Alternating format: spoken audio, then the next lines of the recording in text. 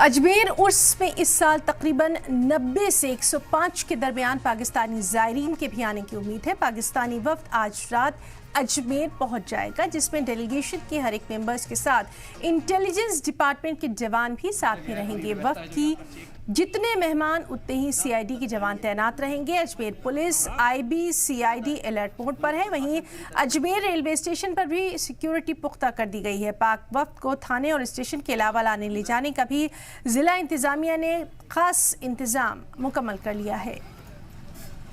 सुरक्षा की दृष्टि से व्यवस्थाओं का अवलोकन आज किया गया है। पुलिस की पूरी तैयारी है। आवश्यक सारे विशेष ध्यान रखते हुए जो भी प्रिकॉशंस लिए जाने हैं उसके हिसाब से ये पूरी विजिट कंक्लूड कराई जाएगी। कितने पाक ज़ायरीन आएंगे मैम?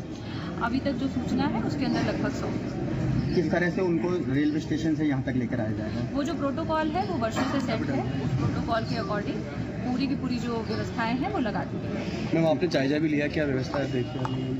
जायज़ा लेकर हमने, जैसा कि मैंने कहा, हमने सुरक्षा की दृष्टि से जायज़ा लिया गया है और अपना जो जाब्ता है उसको ब्रीफ किया गया है कि किस प्रकार से सुरक्षा की दृष्टि से हर जगह पर हमें नज़र रखनी है और नज़र रखते हुए ये इस बात का विशेष ध्यान देना है कि किसी प्रकार की कोई अप्रिय घटना जो ज़ायरीन आ रहे हैं उनके साथ भी ना हो और किसी भी प्रकार, और जो हमारा विजिलेंस है वो भी प्रॉपर्ली हो। मैडम, यहाँ पर कितना जाब्ता लगाया? कितना स्टाफ लगाया गया?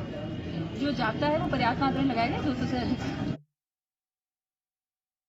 सूफी सन हजरत ख्वाजा मोइनुद्दीन चिश्ती रहमतुल्लाह अलैह के 813वें उर्स मुबारक के मौके पर पड़ोसी मुल्क पाकिस्तान से 105 ज़ायरीन का वफद अजमेर शरीफ पहुंचेगा।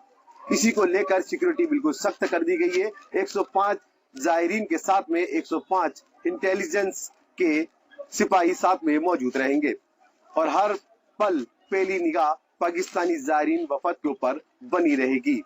पाकिस्तानी ज़ायरीन का वफद ये रात में पहुंचेगा और 10 जनवरी को वापस पाकिस्तान के लिए रवानगी ले लेगा। इसी दरमियान पाकिस्तानी हुकूमत की तरफ से भी गरीब नवाज की बारगाह में चादर पोशी भी की जाएगी।